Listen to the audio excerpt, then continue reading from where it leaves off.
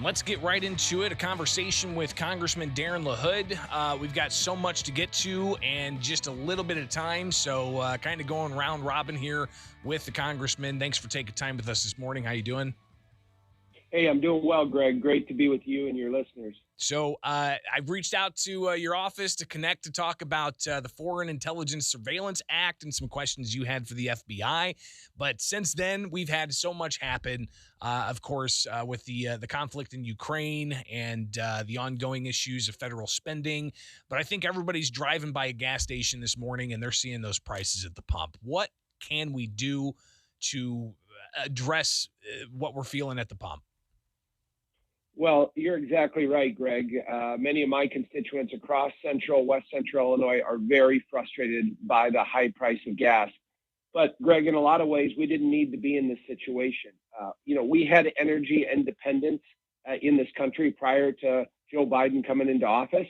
And there was a decision made early on, obviously, what was symbolic of that, canceling the Keystone Pipeline. That's a small part of that, but it was symbolic in the sense that this administration made a decision that they're going to side with the kind of left wing of their party and the environmentalists and people that believe that fossil fuels, are the ones responsible for climate change. And so you saw a shutdown of oil and gas in the United States.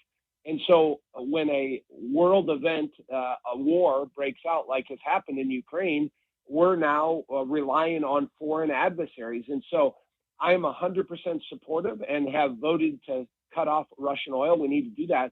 But we need to have domestic oil production in this country flowing. We know how to do it in a clean way. We've shown the world how to do that. We have great production capabilities in the United States. Let's start doing that here. And so, unfortunately, we're going to be stuck with these high gas prices because of a lack of leadership when it comes to domestic oil production in the United States. And so now people are paying $4 and $5 and $6 a gallon, which is absolutely ridiculous to be doing that. But for the immediate future, until we get some of our Middle East allies and some of our foreign adversaries to come up with more oil, it's the predicament we're in. Congressman Darin LaHood with us on the WMAY morning news feed at 744. Congressman, federal officials and even Governor J.B. Pritzker yesterday, he said, one silver lining in this is that more people are likely going to buy some electric vehicles. Your reaction to that, and how does that help the farmer? How does that help the logistics company? How does that help the contractor out there who has to have, big equipment, move big things around? Well, it doesn't. I mean, that's part of the narrative. It's part of their plan on the left to weed Americans off fossil fuels. I mean, that's the ultimate goal. And I've in the past been supportive of alternative energy sources such as wind or solar, but that is not going to, that's not going to help to stop the energy crisis in this country right now. And I mean, not everybody in my district can go out and buy an $80,000 electric vehicle, and that's, I mean, we are not transitioned in this country to that, but that is the mentality. That is what they're trying to do. They want high gas prices in some ways because they want to eventually get rid of that and move people to electric vehicles. But our country is not positioned to do that. And I worry about truckers. I worry about farmers, as you mentioned. No farmer has transitioned to electric vehicles. And I know no combines or other ag equipment that has that capability. So again, I blame it on the left and the environmentalists and what they want to do in trying to transform our country. Congressman Darin LaHood with us on the WMAY morning news feed. I do want to review just a few of the headlines from Ukraine and Russia, but before we do that, let's talk about the federal spending bill that passed and how is this going to impact inflation that we're already seeing, not just in the gas prices, but that's being pushed into the cost of food and all kinds of other consumable goods. Is the Fed just continuing to spend here? They are.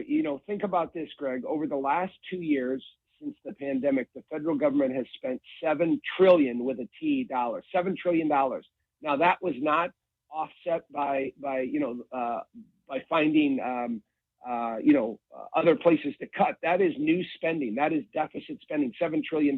Now, some of that was warranted because we needed it to get through COVID. We needed it for PPP loans. We needed it for vaccine distribution. We needed it for helping the companies to produce the vaccine. but that is deficit spending. So when people wonder why we're $30 trillion in debt, it's because of that runaway spending. To your point, we passed a bill in the House yesterday that I voted against, could not support, but but puts in place a $1.5 trillion budget for the next year. It's a 7% increase in domestic spending, so more domestic spending, again, with no cuts. So it adds to the deficit further, and it adds to defense spending further. And so we continue to have a spending problem in this country. And my Democrat colleagues that run the House don't think there should be any consequences for that. But to your point on inflation, we've never seen inflation like this in 45 years. Everywhere you go, whether it's filling up your car with gas, buying a loaf of bread, paying your Ameren bill, buying groceries, costs have continued to go up. The way that you stop that, Greg, is you quit spending money. We have so much money sloshing around the economy now that you're stuck with inflation. We don't have enough workers because people don't want to work because they're disincentivized to work. You have supply chain issues that are bogging things down. And so the true way that you stop inflation is quit spending money. And my Democrat colleagues, unfortunately, yesterday continue to go down this path of spend, spend, spend. Few other things here. We're talking with Congressman Darin LaHood on the WMAY morning news feed. You've got from that $1.5 trillion spending package, about 13.6 going to Ukraine and other European allies. I think $6.5 billion going to Ukraine specifically, though the president was looking for about $10 billion. But training our focus on what's going on with Russia and Ukraine, Congressman, just continue the onslaught of horrible headlines. Everything from, not really being able to get to an agreement on a ceasefire, or even stories about a biolab that could be threatened by Russia.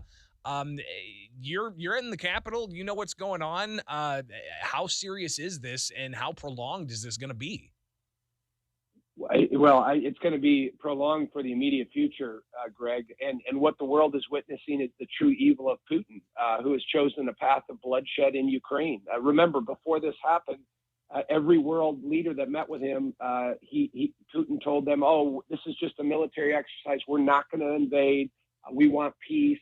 This isn't going to happen." And just the opposite happened. He is a thug. He is a dictator. He's trying to reestablish the old Soviet Union. And he did it in an unjustified, unprovoked way with Ukraine. Ukraine was an innocent country. So now that we have this, we need to support the Ukrainian people. I commend the courage and determination of Zelensky in what he's doing. And what they really need is high-power weaponry. The Stinger missiles are fine. The Javelins are good. The assault weapons are fine. But what they need is they need jets. They need helicopters. They need missile defense systems. They need drones. And I think some of that is starting to happen now, not quick enough.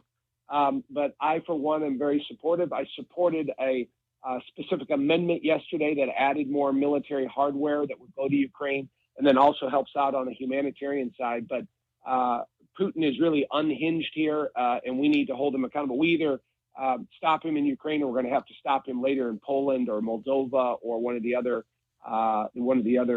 countries that he borders.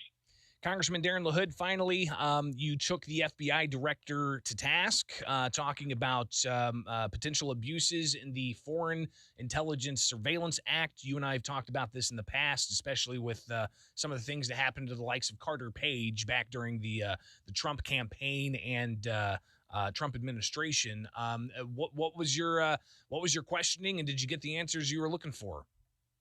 Well, thanks for mentioning it, Greg. As you referenced, I do serve on the Intelligence Committee. We had a rare open source hearing this week in Washington, D.C. that was on Tuesday, so the public got to see the FBI director and the CIA director. And that gave me an opportunity to talk about the FISA abuses that have gone on with the FBI. And listen, I'm someone that's been very supportive of federal law enforcement and the FBI. However, what happened with FISA needed to be brought to light, and the abuses that happened there. And so on Tuesday, we talked about Section 702 of the Foreign Intelligence Surveillance Act, which, as you referenced, permits the government to conduct targeted surveillance of foreign persons located outside of the U.S. But last year, it's been reported through a declassified FISA court opinion in the District of Columbia that significantly criticized the FBI for breaches, illegal activity, abuse of power, and blatant failures in the FBI in the FISA process, Greg.